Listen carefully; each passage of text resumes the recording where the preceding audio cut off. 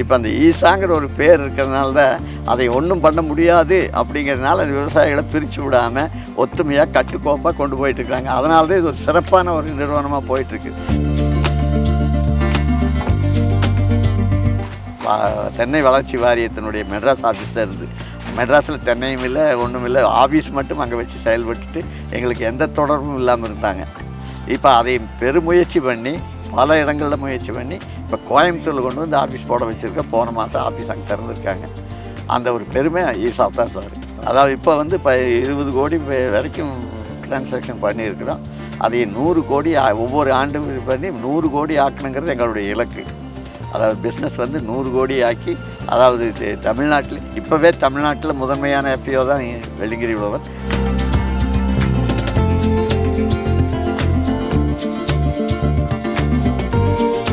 கிட்டத்தட்ட இந்த தொண்டாமுத்தூர் வட்டாரத்தில் இருக்கிற அத்தனை குடும்பங்கள்லையுமே ஈசாங்கிற ஒரு சொல் விளையாடிட்டு இருக்கு. எப்படின்னு சொன்னால், ஒன்று மருத்துவத்தில், கல்வியில், வேளாண்மையில், யோகாவில் கிட்டத்தட்ட 3 அடுக்கு புரோக்கர்கள் இருப்பாங்க. அதாவது தோட்டமாக சுற்றுற புரோக்கர்ஸ்.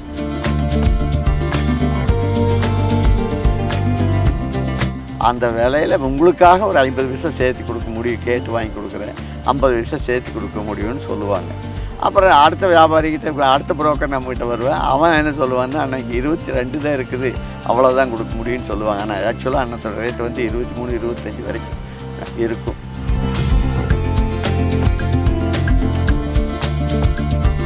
வியாபாரிகள் என்ன பண்ணுவாங்கன்னா, இந்த 2000 காய் இருக்கிறவங்கக்கிட்ட போய் அந்த டிரான்ஸ்போர்ட்டெல்லாம் பண்ணி கொண்டு வருவவங்களுக்காக தர ரேட்டு கேட்டு வாங்கிட்டு வந்துடுவாங்க. பெரிய விவசாயிகிட்ட கொஞ்சம் இது பண்ணி வாங்கிக்குவாங்க. அதை அவங்க ஈக்குவல் பண்ணிக்குவாங்க. அதாவது சிறு விவசாயிகிட்ட கம்மியாக வாங்கி பெரிய விவசாயிகிட்ட கொஞ்சம் எச்சா கொடுத்து அவங்களுக்கு அந்த டோட்டல் ரேட்டில் வந்து அவங்க ஈக்குவல் பண்ணிடுவாங்க. ஆனால் எப்பயோ ஆரம்பித்த பின்னாடி பெரிய விவசாயிக்கும் ஒரே ரேட்டு, சிறு விவசாயிகளுக்கு அந்த கம்மியாக 2000 காய் 3000 காய் உற்பத்தி பண்ணுறவங்களுக்கும் ஒரே ரேட்டு.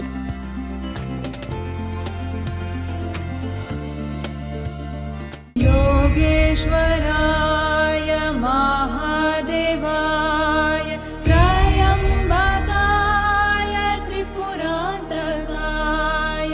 கிட்டுசாமி ஐயாவை தான் நம்ம இன்றைக்கி பார்க்க வந்திருக்கோம். இவர் வந்து வெள்ளியங்கிரி உழவன் உற்பத்தி மையத்தோட இயக்குனராக இருக்கிறாரு. ப்ளஸ் இங்கே வந்து விவசாயமும் வந்து ஆர்கானிக் விவசாயத்தில் கொஞ்சம் இந்த பகுதிகளில் பெரிதும் தெரிந்த முகமாகவும் இருக்கார். அவர்கிட்ட நம்ம கொஞ்சம் நிறையா கேட்க வேண்டியது இருக்குது, பேசுவோம். வணக்கம். நீங்கள் இங்கே வந்து எத்தனை வருஷமாக விவசாயம் எங்கள் அப்பா தலைமுறையிலேருந்து இங்கே விவசாயம் பண்ணிகிட்ருக்குறோம். பட் நான் வந்து 1975 இங்கே தொடர்ந்து விவசாயம் பண்ணிகிட்ருக்கேன். சரிங்க. 75 நீங்கள் அப்போயே முடிவு பண்ணிட்டீங்களா இதுதான்? இல்லை, 75 எங்களோட பார்ட்டிஷனில் நாங்கள் அண்ணன் தம்பிகள் கூட பண்ணி எனக்கு இந்த பங்கு வந்ததுனால நான் வந்து இங்கே இல்லை, என்னுடைய சொந்த நேட்டிவ் வந்து கொண்டையம்பாளையங்க. சரிங்க. அங்கே தான் எங்களுடைய நேட்டிவ். அங்கேருந்து இப்போ இங்கே வாங்கின தோட்டமாக இருக்கிறதுனால, இங்கே வந்து தோட்டம் வாங்கினதுனால எங்களுக்குள்ள அண்ணன் தம்பிகளுக்குள்ள பார்ட்டிஷன் பண்ணி அந்த பார்ட்டிஷனில் நான் இங்கே வந்து 1975 இங்கே வந்து செட்டில் ஆனேன். சரிங்க. நீங்கள் என்னென்ன மாதிரியான இது விவசாயம் பண்ணுறீங்க? முதல்ல மஞ்சள், வாழை மற்ற எல்லாமே பண்ணிகிட்டு இருந்தோமுங்க. இப்போ வந்து முழுக்க தென்னையும் பாக்கும் வாழை அதுகளை தான் பண்ணிகிட்ருக்குறோங்க. ஈசா கூட உங்களுக்கு இருக்கக்கூடிய தொடர்பை பற்றி கொஞ்சம் சொல்லுங்கள். ஆரம்ப காலகட்டங்கள்லேருந்து சொல்லுங்கள். ஈசா வந்து நாங்கள் வந்து சும்மா அப்பப்போ ஒரு வேடிக்கைக்காக அந்த ஈசாக்குள்ளே போய் அந்த சிவராத்திரி வேடிக்கை அந்த சிவராத்திரி அன்னைக்கு கொஞ்சம் சிறப்பாக செய்வாங்க. அதை வேடிக்கை பார்க்குறதுக்காக முதல்ல உள்ள போனோம். 88 இருந்தேன். சரி. 90 போனோம். அப்படியே அந்த வேடிக்கை பார்க்க போனவங்க அவங்களுடைய நடைமுறைகள் மற்ற இதுகளை எல்லாம் பார்த்து அவங்களால உங்களை எது கவர்ந்தது ரொம்ப? அதாவது சத்குருனுடைய அந்த உள்ளபூர்வமான ஸ்பீச் இருக்குது பாருங்கள். அந்த ஸ்பீச் அப்போ கிட்டத்தட்ட பாதி தமிழ் பாதி இங்கிலீஷில் பேசுவார். தமிழ் முழுக்க வராது, பாதி தமிழ் பாதி இங்கிலீஷில் பேசுவார். அப்போவே அவருடைய அந்த சொல்வன்மையினால் ஏற்கப்பட்டு தான் நாங்கள்லாம் மறுபடி ஈசாவோடு நெருங்கிய தொடர்பு வச்சோம். நீங்கள் அது உள்ள அந்த பயிற்சியெல்லாம் எடுத்திருக்கீங்க? 13 நாள் பயிற்சி எடுத்துக்கிறோங்க. மற்ற உள் பயிற்சிகளுக்கெல்லாம் போகல. அந்த ஆரம்ப அடிப்படை பயிற்சியான 13 நாள் பயிற்சி முழுக்க எடுத்துருக்குறேங்க. அதை ஃபாலோ பண்ணிட்டும் இருக்கிறோம். சரி, எப்படி இருக்குங்க உங்களுக்கு அதுக்கப்புறம்? அதுக்கு முன்னாடி எப்படி இருந்தது, அதுக்கப்புறம் எப்படி இருந்தது? அதுக்கு முன்னாடி பிரச்சனைன்னு ஆடி அலைஞ்சு அங்கே ஓடி இங்கே ஓடி பண்ணிகிட்டு இருந்தோம். இப்போ எந்த பிரச்சனையாலும் அமைதியாக உட்காந்து அமைதியாக சந்திக்க முடியுங்கிற அந்த மனதிடத்தை உருவாக்கியிருக்காரு. சரிங்க. உங்களுக்கு அடுத்த வந்த தலைமுறைகளும் வந்து ஈசா கூட ரொம்ப நெருக்கமாக தொடர்பு இருக்கிறாங்க. சரிங்க. நாங்கள் இந்த FPO பற்றி சில விஷயங்கள் கேட்டுக்கிட்டு வந்துட்டு இருந்தோங்க ஈசாவில். அதை பற்றி அதுக்கு உங்களுக்கு எப்படி அந்த அறிமுகம்? அது இப்போ தொடர்ந்து ஒரு கோவிடுக்கு அப்புறம் பண்ணதா சொல்கிறாங்க. அதுக்கு முன்னாடி உங்களோட பிஸ்னஸ் எப்படி இருந்தது? வியாபாரம் எப்படி இருந்தது? விவசாயம் சார்ந்த வியாபாரம். அதுக்கப்புறம் இவங்க வந்து இந்த FPO ஸ்டார்ட் பண்ணதுக்கப்புறம் இருந்து உங்களோடது எப்படி இருக்குது? அதாவது தென்னை விவசாயத்தை பொறுத்தளவில்லைங்க, அந்த ஆரம்ப கட்டத்தில் பார்த்திங்கன்னா அதனுடைய விலை நிர்ணயமே நம்மளுக்கு தெரியாது. அதனுடைய உண்மையான விலை என்ன, எப்படி போகுதுங்கிறதே எந்த விவசாயிகளுக்கும் தெரியாது. கிட்டத்தட்ட 3 அடுக்கு புரோக்கர்கள் இருப்பாங்க. அதாவது தோட்டமாக சுற்றுற புரோக்கர்ஸ், அதுக்கடுத்தது கொஞ்சம் இது பண்ணுகிற புரோக்கர்ஸு, அப்புறம் வந்து காயை எடை போட்டு கொண்டு போய் ஏற்றி பணம் வாங்கி மற்றவங்களுக்கு கொடுக்குற புரோக்கர்ஸ், அப்படி 3 புரோக்கர்ஸ் இங்கேயே இருப்பாங்க. அதுபோக வியாபாரி 4 பேர். அது நம்முடைய பொருள் வந்து அந்த 4 பேர்த்தை தாண்டி தான் போகும். அப்படி இருக்கிற போது அந்த தோட்டமாக வந்து பார்க்குறவன் என்ன சொல்லுவானுங்கன்னா, இன்னத்த விலை இப்போ ஆக்சுவலாக வந்து 25 ரூபாய் இருக்கும் கிலோ. அவன் என்ன சொல்லுவான்னா, 22 ரூபாய்னா 23 ரூபாய்க்குள்ளே இருக்குதுங்கண்ணா, அந்த விலையில் உங்களுக்காக ஒரு 50 பைசா சேர்த்து கொடுக்க முடியும், கேட்டு வாங்கி கொடுக்குறேன், 50 பைசா சேர்த்து கொடுக்க முடியும்னு சொல்லுவாங்க. அப்புறம் அடுத்த வியாபாரிகிட்ட அடுத்த புரோக்கர் நம்மகிட்ட வருவேன். அவன் என்ன சொல்லுவான்னா, அன்றைக்கி 22 தான் இருக்குது, அவ்வளோதான் கொடுக்க முடியும்னு சொல்லுவாங்க. ஆனால் ஆக்சுவலாக அன்னத்தோட ரேட்டு வந்து 23, 25 வரைக்கும் இருக்கும். அந்த மாதிரி ஒரு சூழ்நிலையில் நாங்கள் பல பேர் பல வகையிலையும் ஏமாந்து அந்த புரோக்கர்கள் தான் 5 வருஷம் இருந்தாங்கன்னா அவன் 25 லட்சம் ரூபா 30 லட்சம் ரூபா போட்டு வீடு கட்டுவேன். ஆனால் நாங்கள் 50 வருஷமாக பண்ணி சாப்பாட்டு கூலியாளுக்கு கூலி கொடுக்க மாட்டாமல் கடனாளிகளாக இருக்கிற நிலமை தான் அன்னை வரைக்கும் இருந்துச்சு. அந்த இது ஆரம்பிக்கிறதுக்கு முன்னாடி. அந்த ஆரம்பித்ததுக்கு பின்னாடி, அதாவது வெள்ளிங்கிரி உழவன் வந்து நேரடியாக காங்கேயத்தில் பெரிய வியாபாரி விட்டு நேரடியாக தொடர்பு கொண்டு விவசாயிகள் ப்ளஸ் பெரிய வியாபாரிகள், அந்த இடைப்பட்ட புரோக்கர்கள் அந்த 10% 5% கமிஷன்லாம் குறைஞ்சி போச்சு. அந்த பெரிய வியாபாரியோட நேரடியான தொடர்பு இருக்குது. அதுபோக ஒவ்வொரு நாளும் இன்றைக்கி மார்க்கெட் என்ன ரேட்டுங்கிறது அத்தனை அதாவது இருக்கிற மெம்பராகிறவங்க மெம்பராக இல்லாதவங்க எல்லாத்துக்குமே அந்த ஒரு விழிப்புணர்வு வந்துடுச்சு. அப்போ ஈசாவில் கூப்பிட்டு கேட்டால் இன்னத்த உண்மையான ரேட் என்னன்னு தெரியுங்கிற மாதிரி எல்லா விவசாயிகளும் உணர்வு வந்துடுச்சு. அதனால் ரேட்டில் பொறுத்தளவு எந்த ஒரு இதுவும் ஏமாறாமல் இன்றைக்கி ஒரு நல்ல லாபகரமாக போயிட்டுருக்குது. இப்போது இடைத்தரகர்கள் இல்லாத ஒரு வியாபாரமாக இப்போ அதை மாற்றிட்டோம். அதுபோக இடைத்தரகர்கள் என்னென்னா, அன்றைக்கி வந்து 30 பைசாவுக்கு உரிச்சிட்டு இருந்தாங்க. ஒரு காய் உரிக்கிறதுக்கு 30 பைசா அந்த ஆரம்ப கட்டத்தில். அந்த மட்டை வந்து அன்றைக்கி 1 ரூபாய்க்கு போகும். அந்த உரிக்கிற கூலிக்கு மட்டைன்னா அதில் ஒரு ப்ராஃபிட் எடுத்துகிட்டு இருந்தாங்க புரோக்கர்கள். அந்த சின்ன புரோக்கர்களுக்கு அதுதான் ப்ராஃபிட். பெரியவங்க அவங்க காயில் ப்ராஃபிட் எடுத்துக்குவாங்க. சின்னவங்க வந்து அந்த மட்டையில், அதாவது 2 மட்டையை 60 பைசாவுக்கு வாங்கி அதை 1.5 ரூபாய்க்கு விற்று அதில் மட்டைக்கு 1 ரூபா அவங்க தனியாக எடுத்துக்குவாங்க. அது சின்ன புரோக்கர்களுக்கெல்லாம் ஒரு லாபமாக இருந்துச்சு. அது வந்து மாற்றி மட்டைக்கும் ஒரு விலை கிடைக்கி அந்த மட்டைக்கும் ஒரு காசு போடணும்னு விழிப்புணர்வு ஏற்படுத்தி அந்த மாட்டைக்கும் காசு கொடுத்த ஒரே நிறுவனம் வெள்ளிங்கிரி உழவன் நிறுவனம். இப்போ நீங்கள் இதுக்கு முன்னாடி வந்து எண்ணிக்கையின் அடிப்படையில் வந்து தேங்காய்க்கு வந்து விலை நிர்ணயம் இருந்தது. இதுக்கப்புறம் வந்து எடையின் அடிப்படையில் இருக்குது. எது பெட்ரு, எது சிறந்தது? அதான் முதல்ல நாங்கள் எல்லாருமே எண்ணிக்கை தான் கொடுத்தோங்க. அதில் முதல் நானே, அதாவது இப்போ 28,000 காய் என்கிட்ட இருந்துச்சு. அப்புறம் நாங்கள் FPO ஆரம்பிச்சிட்டோம். இருந்தாலும் அந்த வியாபாரி வந்து, ஐயா வருஷம் பூரா கொடுத்துட்டீங்க, இந்த ஒரு தடவையாவது எனக்கு கொடுங்கன்னு கேட்டார். சரிப்பா, சரி வேண்டாம், நாங்கள் ஆரம்பித்து நானே ஒரு டைரக்டரு, நானே வந்து காய் கொடுக்கலன்னா சரியாக இருக்காது, அதனால் நான் பாதி காய் நீ எடுத்துக்க, பாதி காய் நான் FPOவுக்கு கொடுத்துட்றேன்னு சொன்னோம். அந்த FPOவுக்கு கொடுத்தது, அதாவது FPOவுக்கு வந்து இடையில கொடுத்தேன், இது வந்து எண்ணிக்கையில் கொடுத்தேன். கடைசியில் இந்த ரெண்டுக்கும், இதுக்கும் 14,000 காய், அதுக்கும் 14,000 காய். கடைசியில் எனக்கு ரெண்டுக்குள்ள வித்தியாசம் 11,600 ரூபா FPOவிலிருந்து நமக்கு அதிகப்படியான காசு வந்துச்சு, இடையின் மூலமாக கொடுத்ததுனால. எண்ணிக்கை அப்படின்னு எப்படி நமக்கு லாஸ் வருதுங்கன்னா, ஒரு எண்ணிக்கை வந்து எடுத்தாங்கன்னா அந்த 600 கிராமுக்கு மேலே இருக்கிறது ஒரு காயின்னு போட்டுக்குவாங்க. 350 கிராமுக்கு கீழே இருக்கிற காய்களை தனியாக பிரித்து 2 காய்க்கு ஒரு காய், 3 காய்க்கு ஒரு காயின்னு கணக்கு போடுவாங்க. அப்போ அந்த 600 கிராம் காய் வந்து அந்த அவன் 500 கிராம் ஒரு கணக்கு வச்சு எடை போடுறான்னா அந்த 600 கிராமில் 100 கிராம் அவனுக்கு லாபமாக போயிடுது. இந்த 350 கிராம் வந்து அந்த 2 காய் சேர்த்துனான்னு 700 கிராமில் 500 கிராம் ரேட் பேசுகிறது வந்து 500 கிராம் ஃபாலோ பண்ணி தான் ரேட் பேசுவாங்க. அந்த 500 கிராம் ரேட்டுக்கு வந்து அது ஒரு சில காய்கள் 700 கிராம் ஆகிக்கி, ஒரு சில காய் 800 கிராம் ஆகிக்கி, பெரிய காய்கள்லாம் 600 கிராம் வரைக்கும் ஆயிரும். அப்போ அவனுக்கு வந்து அந்த 500 கிராமுக்கு மேலே இருக்கிறதுக்கெல்லாம் அவங்களுக்கு ப்ராஃபிட்டாக போச்சு.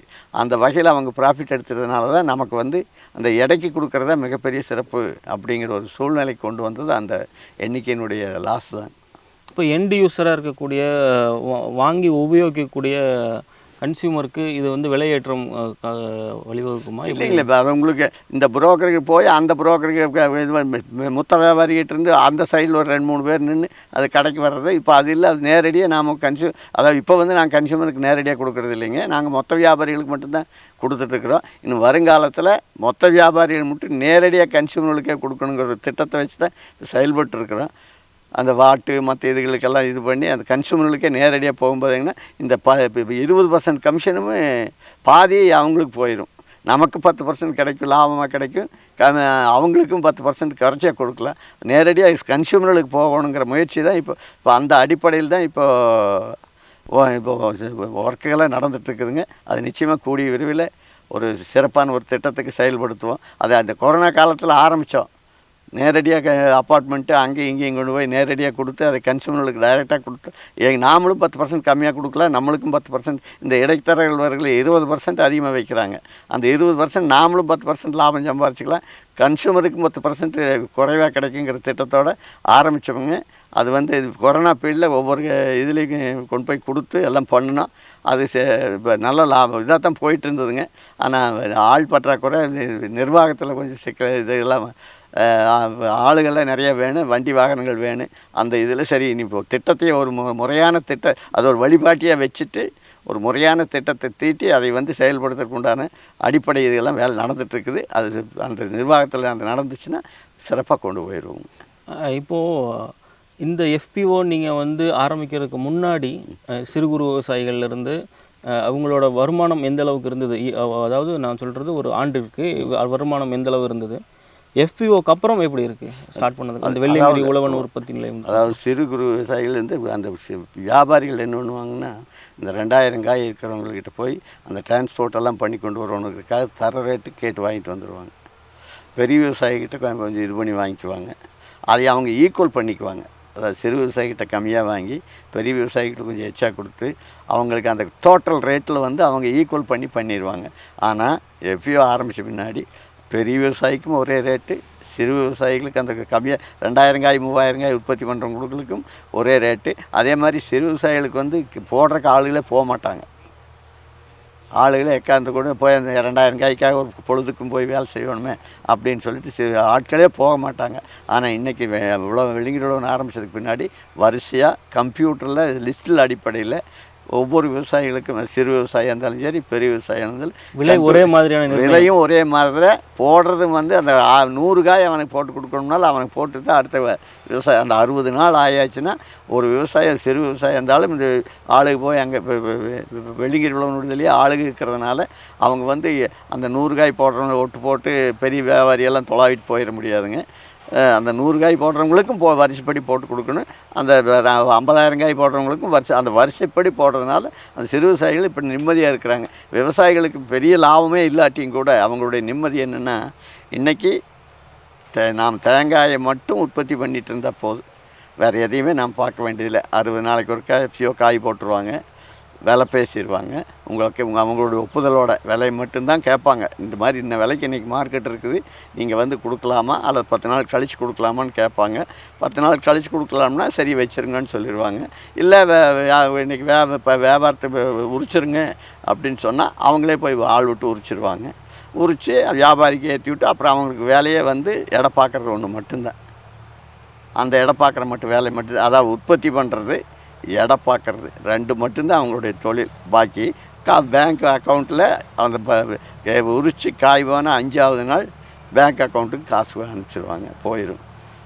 அதுதான் இன்றைக்கி. அதனால் சிறு விவசாயிலேருந்து விவசாயிகளுடைய பெனிஃபிட் என்னென்னா, அப்படியே நம்ம எந்த வியாபாரி பிடிக்கிறது, எந்த ஆளை பிடிக்கிறது, போடுறதுக்கு 100 காய்க்கு எவன் வர போகிறேன், அந்த அந்த மென்டாலிட்டி, அந்த ப்ரெஷர் எல்லாமே இப்போ அவங்களுக்கு கிடையாது. அவங்களுக்கு ஒரே ஒரு என்னென்னா உற்பத்தி பண்ணணும். அதுக்கு 100 காய் இருக்கிறது 150 காய் பண்ணுறது எப்படி, அதுக்கான வழிமுறைகள் தனியாக டெக்னீஷியன்ஸை வச்சு எல்லாம் சொல்லி கொடுத்துட்ருக்குறோங்க. அதனால் சிறு விவசாயிகள் சந்தோஷமாக இப்போ 100 காயை 150 காய் பண்ணுறதுக்கு உண்டான முயற்சிகளில் தான் இருக்கிறாங்களே ஒழிய, அது விவசாயம் வந்து ரொம்ப சிறப்பு இல்லை அப்படிங்கிற ஒரு சூழ்நிலை இப்போ அவங்களுக்கு இல்லை. இதை முழுக்க முழுக்க ஆர்கனைஸ் பண்ணுறது எல்லாமே ஈசா சைடில் இருந்தால் பண்ணுறாங்களா? அந்த விலை நிர்ணயம் பண்ணுறது அந்த இல்லைங்க. வெள்ளிங்கிரி அதாவது ஈசா வந்து ஒரு கைடு. ஓகே. ஒரு பாதுகாப்பு. அதாவது இப்போ எப்படின்னா வெள்ளிங்கிரியோட ஒரு தனிப்பட்ட நிறுவனமாக இருந்ததுன்னா அந்த இன்னத்து விவசாயியோடைய நிலைமை அதே சொல்லுவோம்ல, நெல்லிக்காய் மூட்டைகள். அதில் வந்து இப்போ அந்த ஈசாங்கிற ஒரு பேர் இருக்கிறதுனால தான் அதை ஒன்றும் பண்ண முடியாது அப்படிங்கிறதுனால அந்த விவசாயிகளை பிரித்து விடாமல் ஒத்துமையாக கட்டுக்கோப்பாக கொண்டு போயிட்டுருக்காங்க. அதனால தான் இது ஒரு சிறப்பான ஒரு நிறுவனமாக போயிட்டுருக்கு. அதே தனிப்பட்ட ஒரு குரூப்பில் நிறுவனமாக இருந்ததுன்னா பாருங்க, பார்த்தீங்கன்னா அதில் பல்வேறு கருத்து வரும். அது இதாகி போய் இப்போ பார்த்தீங்கன்னா கிட்டத்தட்ட பார்த்தீங்கன்னா பந்தல் உற்பத்தியாளர் நிறுவனம் கிட்டத்தட்ட இந்த கோயம்புத்தூர் பகுதியிலேயே ஒரு 4-5 நிறுவனங்கள் வந்து அந்த 3 வருஷம் அந்த ஆர்ஐ பீரியட் முடிஞ்சோடனே அவங்க விட்டுட்டு போயிடுறாங்க. அந்த விட்டுட்டு போயிட்டாங்கன்னா அப்புறம் அது வந்து மறுபடியும் தனிப்பட்ட முறையில் நடத்துறதுங்கிறது கொஞ்சம் சிரமமான காரியம். ஆனால் இவங்க அப்படி இல்லை. இப்போ 2013 அந்த 3 வருஷத்து பீரியடு முடிஞ்சு இப்போ 5 வருஷத்து பீரியடு முடிஞ்சு இப்போ தொடர்ந்து நமக்கு வந்து அந்த வழி நடத்தி போகிறாங்க. மேலும் மேலும் இதை வச்சு மற்ற விவசாயிகளுக்கும் ஒரு நல்ல ஒரு இதாக செஞ்சு இன்றைக்கி கிட்டத்தட்ட பார்த்தீங்கன்னா 25 FPOs ஆரம்பிச்சிருக்காங்க. இன்றைக்கி இன்னொரு 5 வருஷத்துக்குள்ளே பார்த்தீங்கன்னா ஒரு பல்பு, அதாவது 25 FPOவில் தென்னை விவசாயிகள் இருக்காங்க, வாழை விவசாயிகள் இருக்காங்க, இப்போ சிறுதானிய விவசாயிகள் இருக்காங்க, பாக்கு, மற்ற இது ஜாதிக்காய், இந்த மாதிரி பலதரப்பட்ட விவசாயிகள் இந்த 25 FPOவில், காப்பி, டீ, அந்த மாதிரி பலதரப்பட்ட விவசாயிகள் இந்த FPO இருக்காங்க. இதில் ஒவ்வொரு இதுலேயும் ஒரே இடத்துல உட்காந்துட்டு இந்த தேங்காய்னா இந்த 25 FPOலேருந்து எத்தனை லட்சம் காய் ஸ்டாக் வைக்க முடியும், எத்தனை உற்பத்தி பண்ண முடியும், எத்தனை கிலோ கார்பரி உற்பத்தி பண்ண முடியும், எத்தனை பாக்க எத்தனை டன் உற்பத்தி பண்ண முடியும்னு கணக்கெடுக்க முடியும். அதை வச்சு ஒரு பல்கான விவசாயிகள், அதாவது கிட்டத்தட்ட மொத்த வியாபாரிகளையும் தாண்டி அந்த ஹோல்சேல் பிஸ்னஸ் பண்ணுற அந்த வியாபாரிகிட்ட நேரடியாக கம்பெனிக்கிட்டவே நேரடியாக பேசி, நான் இத்தனை லட்சம் காய் எங்கிட்ட ஸ்டாக் இருக்குது, நான் இந்த விலை தான் நீ கொடுக்கணுன்னு ரேட்டை வந்து அடித்து பேசக்கூடிய சக்தி இந்த உழவர் உற்பத்தியாளர் நிறுவனங்களுக்கு வர வைக்கணுங்கிற ஒரு அந்த இதோடு தான் இப்போ செயல்பாடுகள் செஞ்சு கொண்டு இருக்கிறேன். இப்போது இந்த கூட்டமைப்பில் வந்து நீங்கள் எல்லா முடிவுமே எப்படி, என்ன மாதிரியான ரெகுலர்ஸ் மீட்டிங்ஸ் இருக்குமா உங்களுக்கு? ஆமாம். அதாவது ஒவ்வொன்றுக்கும் ஒவ்வொரு கமிட்டி வச்சுருக்குறோங்க.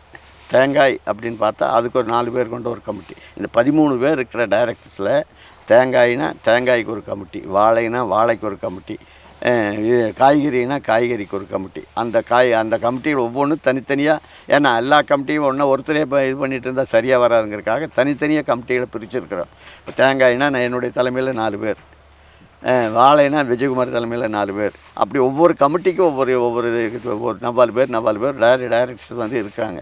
அவங்க அதாவது டைமே கிடையாதுங்க. எந்த நேரத்தில் எப்பப்பெல்லாம் பிரச்சனைகள் வருதோ அப்பப்பெல்லாம் கூடிடுவாங்க. கூடி அந்த பிரச்சனைகளை சால்வ் பண்ணுறது எப்படி, அதுக்கு அடுத்த கட்ட நடவடிக்கை எப்படி கொண்டு போகிறதுங்கிறத அவங்க வந்து அப் டு டேட். அதுக்கெல்லாம் டைமே கிடையாதுங்க. எந்த நேரத்தில் திடீர்னு பார்த்தா சாயந்தரம் மீட்டிங்கும்பாங்க, திடீர்னு பார்த்தா நாளைக்கு காலையில் மீட்டிங்கும்பாங்க. டைமெல்லாம் கிடையாதுங்க. எத்தனை மீட்டிங் வேணாலும் மாதத்தில் போட முடியும். அதாவது பிரச்சனைன்னு ஒன்று சிறு பிரச்சனை, ஆளுக்கு பிரச்சனை, மற்ற பிரச்சனை, எந்த பிரச்சனையாக இருந்தாலும் உடனே அதை மீட்டிங் போட்டு சால்வ் பண்ணிடுவோம். நாங்கள் அந்த கமிட்டி போட்ட தீர்மானத்தை 15 நாளைக்கு ஒருக்கா அந்த டோட்டல் கமிட்டிக்கு ரெக்கமெண்ட் பண்ணிடுவாங்க.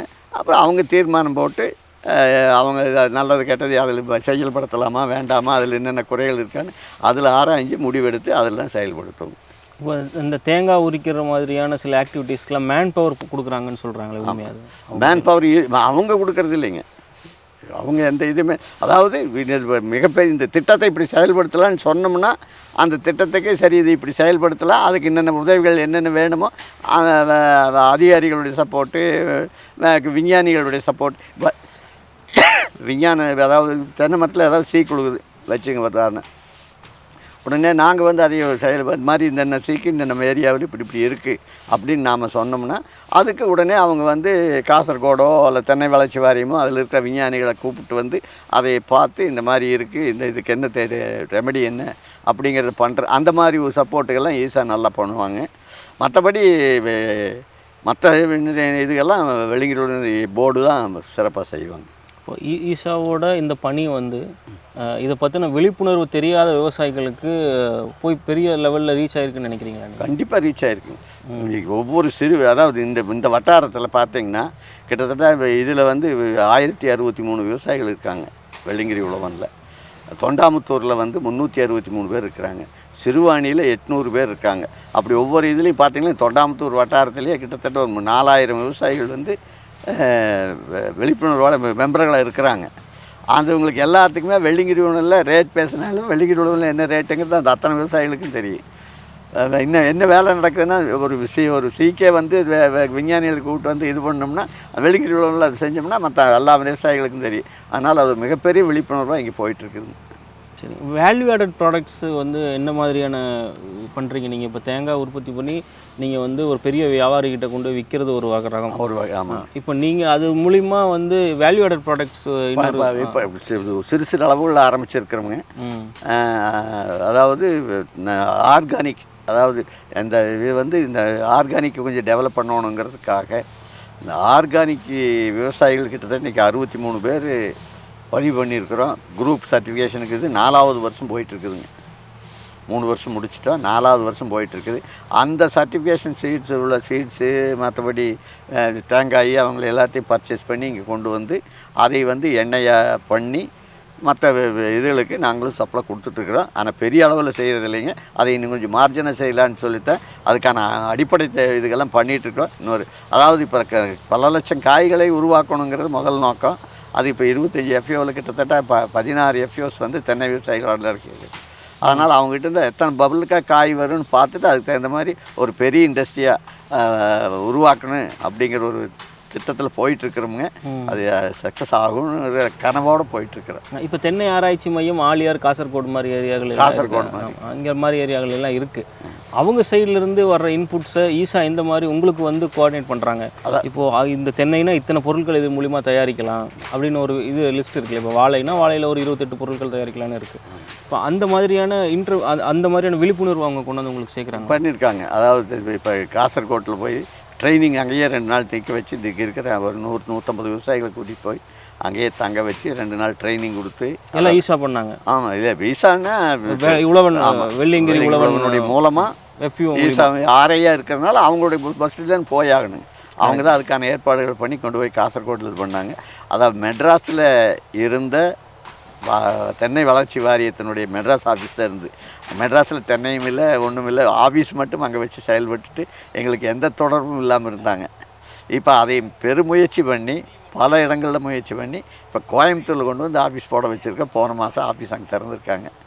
அந்த ஒரு பெருமை ஈஸா தான் சார். வருங்காலம் இந்த வெள்ளியங்கிரி உழவன் உற்பத்தி நிலையத்தோட வருங்காலம் இதோட இலக்கு அப்படின்னு சொன்னால் என்னவாக இருக்குது? என்ன அதாவது இப்போ வந்து இப்போ 20 கோடி வரைக்கும் டிரான்சாக்ஷன் பண்ணியிருக்கிறோம். அதை 100 கோடி ஒவ்வொரு ஆண்டு பண்ணி 100 கோடி ஆக்கணுங்கிறது எங்களுடைய இலக்கு. அதாவது பிஸ்னஸ் வந்து 100 கோடி ஆக்கி, அதாவது தமிழ்நாட்டில் இப்போவே தமிழ்நாட்டில் முதன்மையான எஃப்ஓ தான் வெள்ளியங்கிரி உழவன். இந்தியாவில் 4-5 விருது தொடர்ந்து வருஷம் விருது வாங்குகிற ஒரு எஃப்ஓ தான் வெள்ளியங்கிரி உழவனில் போயிட்டுருக்குது. அது எங்களுடைய இலக்கே வந்து இன்னொரு 4-5 வருஷத்துக்குள்ளே 100 கோடி டர்ன் ஓவரை கொண்டு வந்துடுங்கிற இலக்கோடு தான் செயல்பட்டுருக்குறோங்க. நீங்கள் வாங்கின விருதுகள் உங்களுக்கு கிடைச்ச அங்கீகாரம் பற்றி கொஞ்சம் சொல்லுங்கள். அதாவது இப்போ இந்த 4 வருடங்களாக தொடர்ந்து விருதுகள் கொடுத்துட்ருக்காங்க. முதல் விருது பார்த்து டெல்லியில் மகேந்திரா ஒரு கம்பெனியினுடைய விழாவில் சென்ட்ரல் மினிஸ்டர் வச்சு ஒரு விருது கொடுத்தாருங்க. அதை நானே நேரடியாக போய் வாங்கிட்டு வந்தோம். அடுத்து ஹைதராபாத்தில் நடந்த கண்காட்சியில் மோடியே வந்து நம்முடைய பாரத பிரதமரே வந்து அந்த இதில் விசிட் பண்ணி நம்முடைய ஆக்டிவிட்டீஸ்லாம் பார்த்துட்டு, அது கிட்டத்தட்ட பார்த்திங்கன்னா இங்கே என்ன சட்டத்திட்ட விதிகளில் பண்ணுறோமோ அதையே தமிழ்நாடு முழுக்க உருவாக்குங்கன்னு சொல்லி இன்றைக்கி 10,000 எஃப்ஓ இந்தியா முழுக்க உருவாக்குறாங்க. அதில் 25 எஃப்ஓ எங்கள் கண்ட்ரோலில் உருவாக்கப்பட்டிருக்குது. அது ஈசா முழு சப்போர்ட்டாக பண்ணிட்டு.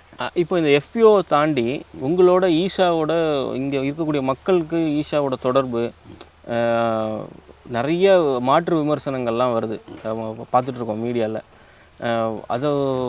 அதெல்லாம் நீங்கள் எப்படி பார்க்குறீங்க? அதில் எந்த அளவுக்கு உண்மைத்தன்மை இருக்குன்னு நீங்கள் நினைக்கிறீங்க? அதாவது ஈசா அப்படிங்கிற ஒரு நிறுவனம் இங்கே இருக்கிறதுனால கிட்டத்தட்ட இந்த தொண்டாமுத்தூர் வட்டாரத்தில் இருக்கிற அத்தனை குடும்பங்கள்லையுமே ஈசாங்கிற ஒரு சொல் விளையாடிட்டுருக்குங்க. எப்படின்னு சொன்னால், ஒன்று மருத்துவத்தில், கல்வியில், வேளாண்மையில், யோகாவில், இதில் எல்லாத்துலேயுமே தொழில் முனைவோர்கள் இதில் ஏதாவது ஒரு இது அந்த குடும்பம் இந்த ஈசாவை வச்சு பொழைச்சிட்ருக்கு. இந்த தொண்டாமுத்தூர் வட்டாரத்தில் பார்த்திங்கன்னா இருக்கிற அத்தனை குடும்பத்துலேயும் 90% குடும்பங்களில் வந்து பார்த்திங்கன்னா ஈசாவினுடைய சொல் அங்கே இருக்குது. ஒன்று மருத்துவத்தில் இருக்குது, வேலை வாய்ப்பில் இருக்குது, கல்வியில் இருக்குது. இன்றைக்கி ஹோம் ஸ்கூலு மற்ற ஸ்கூல்களெல்லாம் அந்த குழந்தைக்கு பூரா ஃப்ரீயாக ஸ்காலர்ஷிப்பில் ஃப்ரீயாக வித்யாவில் படிக்கிறாங்க.